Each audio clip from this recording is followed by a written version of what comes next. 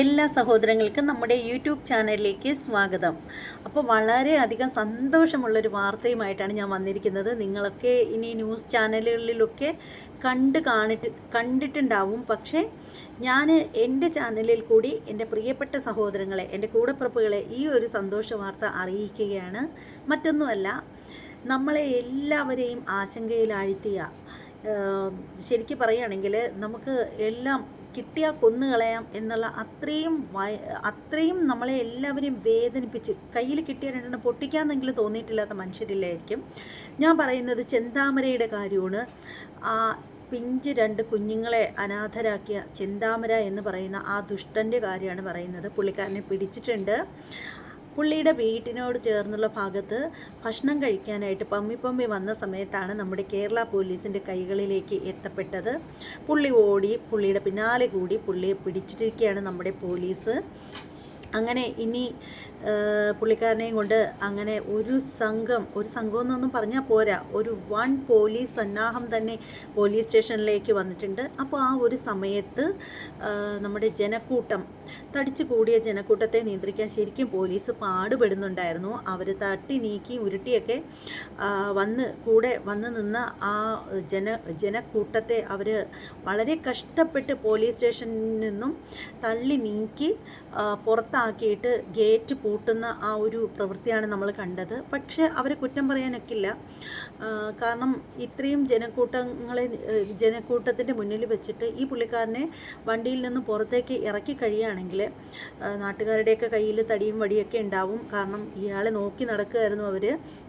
പോലീസുകാർക്ക് ഒപ്പം തന്നെ പോലീസുകാരില്ലാതിരുന്ന സമയം പോലും ഇന്നലെ നമ്മൾ കണ്ടതാണ്. രാത്രി മുഴുവനും പോലീസുകാർ പോയതിന് ശേഷവും ഈ 1 ജനാവലിയും ഏതോ 1-2 ചാനലുകാരും മാത്രമേ ഉണ്ടായിരുന്നുള്ളൂ. 2 പേരില്ലായിരുന്നെന്ന് തോന്നുന്നു. ഏതോ ഒരു ചാനലുകാർ മാത്രമായിട്ട് ആ കുന്നുകളും കാടുകളും മൊത്തം ആ വിജനമായ ആ ഒരു ഇരുട്ടിനെ പോലും മറികടന്ന് അവർ വളരെ കഷ്ടപ്പെട്ട് നോക്കുന്നുണ്ടായിരുന്നു ഈ പുള്ളിക്കാരനെ. എന്നിട്ട് കിട്ടിയിട്ടുണ്ടായിരുന്നില്ല. പക്ഷേ ഇന്നത്തെ ആ ഒരു ദിവസം എന്ന് പറഞ്ഞാൽ നമ്മുടെ പോലീസുകാർക്ക് ഒരു ടാസ്ക് തന്നെയായിരുന്നു. കാരണം ഇന്നത്തെ ദിവസം അയാളെ പിടിക്കാൻ പറ്റിയിട്ടുണ്ടായിരുന്നില്ലെങ്കിൽ ഒരുപക്ഷെ നാളെ അയാൾ ജില്ല വിട്ട് പോയിക്കഴിഞ്ഞാൽ കുറച്ച് പാടായിരിക്കും എന്നുള്ള ആ ഒരു ധാരണ കൊണ്ട് തന്നെ പോരെങ്കിൽ ഈ ഒരു കേസ് എന്ന് പറഞ്ഞാൽ പോലീസുകാരെ ആകെ വട്ടം കറക്കിയ ഒരു കേസാണ്. കാരണം പോലീസുകാരെ മുൾമുനയിൽ നിർത്തിയ ഒരു കേസ് കൂടിയാണ്. കാരണം ഈ പുള്ളിക്കാരൻ ആ വീട്ടിലെ കുട്ടികളുടെ അമ്മയെ കൊന്നിട്ടാണ് 3-5-6 വർഷമായിട്ടുണ്ട് അയാൾ ജയിലിലായിരുന്നു. ഇപ്പോൾ അയാൾ ജാമ്യത്തിന് ഇറങ്ങുകയാണ് ചെയ്തത്. പരോളിന് ഇറങ്ങിയ ആ ഒരു സമയമാണ്.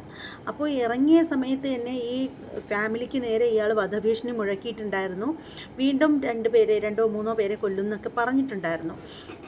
അപ്പോൾ ആ ഒരു സാഹചര്യത്തിൽ ആ ഒരു വീട്ടുകാർ കൊണ്ടുപോയി പെറ്റീഷൻ കൊടുത്ത സമയത്ത് പോലും പോലീസുകാർ അതിനെ ഗൗനിച്ചിട്ടില്ല. അപ്പോൾ ആ ഒരു കുട്ടി കരഞ്ഞുകൊണ്ട് പറയുന്നൊരു വാക്കുണ്ടായിരുന്നു, ഇപ്പോൾ എന്തിനാ വന്നത്, എല്ലാവരും കൂടി എന്തിനാ വന്നത്, ഞങ്ങൾ കൊണ്ടുവന്ന് പരാതി തന്ന സമയത്ത് നിങ്ങൾ മൈൻഡ് ചെയ്തിരുന്നെങ്കിൽ എൻ്റെ അമ്മയെ നഷ്ടപ്പെട്ടതുപോലെ എൻ്റെ അച്ഛനെയും അച്ഛമ്മയെയും ഒന്നും നഷ്ടപ്പെടുന്ന ഒരു അവസ്ഥ എനിക്കുണ്ടാവില്ലായിരുന്നു, ഇനി എന്തിനാ വന്നത് എന്നൊക്കെ പറഞ്ഞിട്ട് ആ കൊച്ചുകുട്ടി കിടന്ന് കരയുന്നത് കണ്ടിട്ടുണ്ടായിരുന്നു. നമ്മളെല്ലാവരും കണ്ടതാണ്. പിന്നീടെന്ന് വെച്ചാൽ എന്നിട്ട് കുട്ടി ചോദിക്കുന്നുണ്ടായിരുന്നു, ഞങ്ങൾ പെറ്റീഷൻ തന്ന സമയത്ത് എന്താ പറഞ്ഞത്, ഇപ്പോൾ അയാൾ ഒരു ശല്യവും ചെയ്തില്ലല്ലോ, അയാൾ പരോളിൽ ഇറങ്ങിയ ഒരാളിനെ നമുക്ക് എന്ത് ചെയ്യാനൊക്കും എന്നൊക്കെയുള്ള രീതിയിൽ സംസാരിച്ചതായിട്ട് ഈ പെൺകുട്ടി പറഞ്ഞു കരയുന്നുണ്ടായിരുന്നു.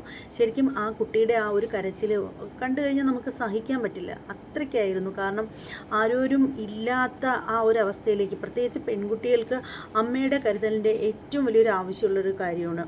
എന്നിട്ട് ആ അമ്മയെ ഇല്ലാതാക്കിയതുപോലെ തന്നെ ഇപ്പോൾ പരോളിലിറങ്ങിയ സമയത്ത് സ്വന്തം അച്ഛനെയും അച്ഛമ്മയും കൂടി ഗുരുതരമായിട്ട് വെട്ടിക്കൊന്നു, അത്രയും മൃഗീയമായിട്ട് കൊന്നു. അപ്പോൾ അത് ആ കുട്ടികൾക്ക് എങ്ങനെ സഹിക്കാൻ പറ്റും? നമുക്കാണെങ്കിൽ പോലും സഹിക്കാൻ പറ്റില്ലല്ലോ.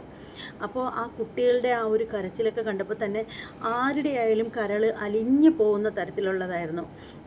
അങ്ങനെ ജനങ്ങളെല്ലാം ഇളകി മറിഞ്ഞു. അങ്ങനെ ജനങ്ങൾ ഈ ചെന്താമരയ്ക്ക് വേണ്ടിയിട്ട് പോലീസുകാർക്കൊപ്പം, അല്ലെങ്കിൽ അവരെക്കാൾ കൂടുതൽ ഉത്തരവാദിത്വം എന്നല്ല പറയേണ്ടത്, അവരെ കണ്ട് കിട്ടിയേ അടങ്ങുള്ളൂ എന്നുള്ള രീതിയിൽ നാട്ടുകാരൊക്കെ തടിയും വടിയും ഒക്കെ ആയിട്ട് ആ പുള്ളിയെ അന്വേഷിച്ച് നടക്കുകയായിരുന്നു. അങ്ങനെ ഇന്ന് ഒരു 10 മണിയൊക്കെ കഴിഞ്ഞ സമയത്ത് ന്യൂസിൽ ഞാൻ കണ്ടതാണ് ഈ പുള്ളിക്കാരനെ ഒരു കോഴി ഫോമിൻ്റെ അടുത്ത് വെച്ച് കുട്ടികൾ കണ്ടിട്ടുണ്ടായിരുന്നു എന്നൊക്കെ പറയുന്നത്.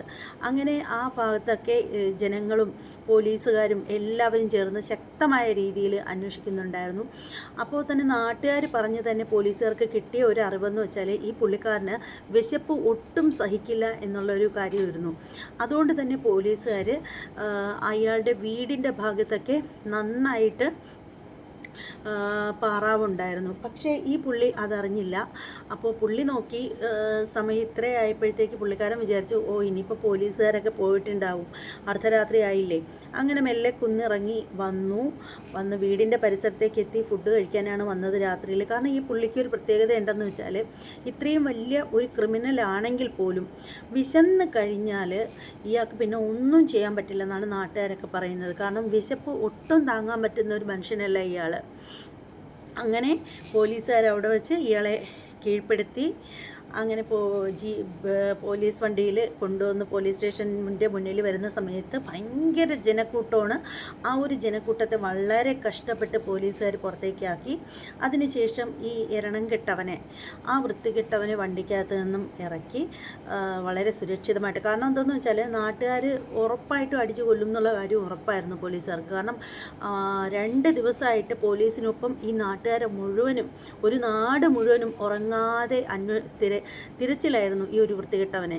അതുകൊണ്ട് തന്നെ പോലീസുകാർ ഇവരെ വളരെ കഷ്ടപ്പെട്ടു. കാരണം പോലീസിൻ്റെ കൈ കിട്ടിയ ഒരു പ്രതിക്ക് എന്തെങ്കിലും സംഭവിച്ചു കഴിഞ്ഞാൽ ആ ഒരു ഉത്തരവാദിത്വവും കൂടി പോലീസുകാർക്ക് ഉള്ളതാണ്. അവർ സമാധാനം പറയേണ്ടി വരും. അതുകൊണ്ട് തന്നെ അവർ വളരെ കഷ്ടപ്പെട്ട് ജനങ്ങളെയൊക്കെ പുറത്തേക്കാക്കിയിട്ട് ഈ പുള്ളിക്കാരനെ അകത്തോട്ട് കൊണ്ടുവരുന്ന സമയത്ത് മാധ്യമങ്ങളെ കാണിക്കാനായിട്ട് ഇയാളെ പോലീസ് സ്റ്റേഷനകത്ത് വെച്ച് തന്നെ ഒന്ന് കാണിച്ചിട്ടുണ്ടായിരുന്നു.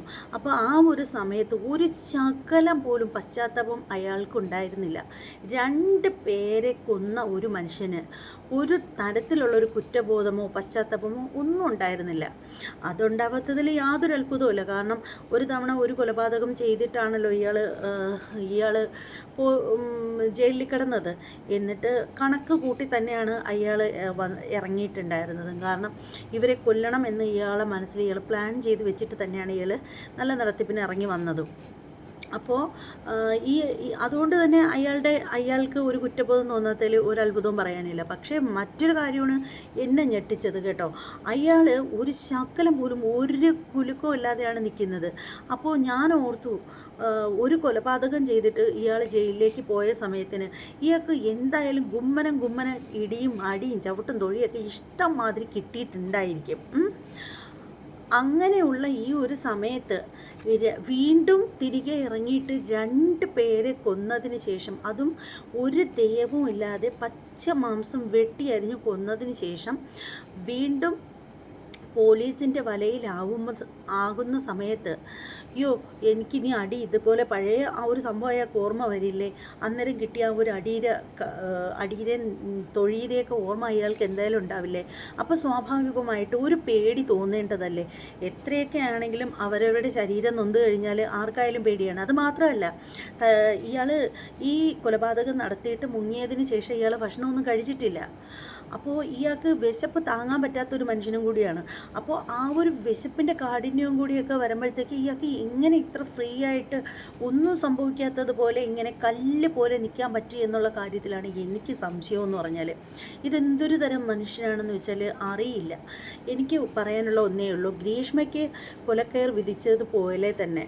പക്ഷേ ഗ്രീഷ്മയ്ക്ക് ഇനി അപ്പീലിനൊക്കെ പോയിട്ട് പുള്ളിക്കാരത്തെ തൂക്കിലേറ്റുമോ ഇല്ലയോ എന്നുള്ള കാര്യം അറിയില്ല. അതൊക്കെ പിന്നീടുള്ള കാര്യം. എന്തായാലും പുള്ളിക്കാരത്തേക്ക് വിധിച്ചല്ലോ.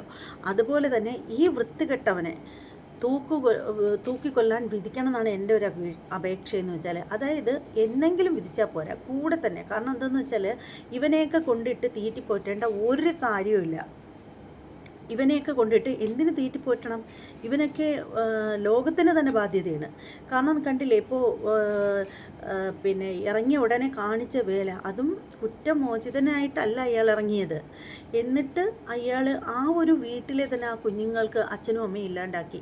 ഇനി അയാൾ നാളെ ഒരു സമയം പുറത്തേക്ക് ഇറങ്ങിക്കഴിഞ്ഞാൽ അയാൾക്ക് ഇത് തഴക്കവും പഴക്കവും ഉണ്ട്. അടിയൊന്നും അയാൾക്കൊരു പ്രശ്നമല്ല. ഉണ്ടെന്നുണ്ടെങ്കിൽ ദേഹം നൊന്താലുള്ള ആ ഒരു കാര്യം കൊണ്ടിട്ടുള്ള പേടിയെങ്കിലും ഉണ്ടെങ്കിൽ അയാൾ പണ്ടേ തൂങ്ങിച്ചത്തേനെ.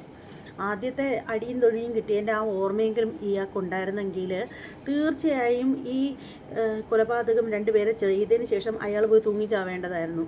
കാരണം ഒരു വിഷക്കുപ്പിയൊക്കെ എടുത്തിട്ടിട്ട് പോലീസുകാരെ തെറ്റിദ്ധരിപ്പിക്കാനൊക്കെ പുള്ളിക്കാരൻ നോക്കി കുറേ. പോലീസുകാർ വിടും.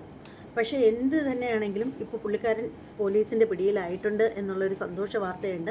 ആ നാട്ടിലുള്ളവർക്കും സമാധാനമായിട്ടുണ്ടാവും. ആ കുഞ്ഞുങ്ങൾക്ക് ഒരിത്തിരി ആശ്വാസമെങ്കിലും ഉണ്ടായിട്ടുണ്ടാവും എന്നാണ് എനിക്ക് ഈ ഒരു അവസരത്തിൽ പറയാനുള്ളത്. എന്തായാലും ഇന്നത്തെ ദിവസം, നാളെയും മറ്റന്നാളും ഒക്കെ കണക്ക് തന്നെയാണ്. പക്ഷേ ഇന്നത്തെ ദിവസം തീർത്തും അവൻ ഉറങ്ങിയില്ല. കാരണം നമ്മുടെ കേരള പോലീസല്ലേ, അവന് ഉറക്കില്ല ഒരു തരത്തിലും. നിലത്ത് നിർത്തേയില്ല, എന്താണ് അന്തരീക്ഷത്തിൽ നിർത്തില്ല. ആ ഒരു അവസ്ഥയിലായിരിക്കും പുള്ളിക്കാരൻ. ഫുള്ള് എയറിൽ തന്നെ കിടന്ന് ആടുകയായിരിക്കും. കാരണം അത് വേണം.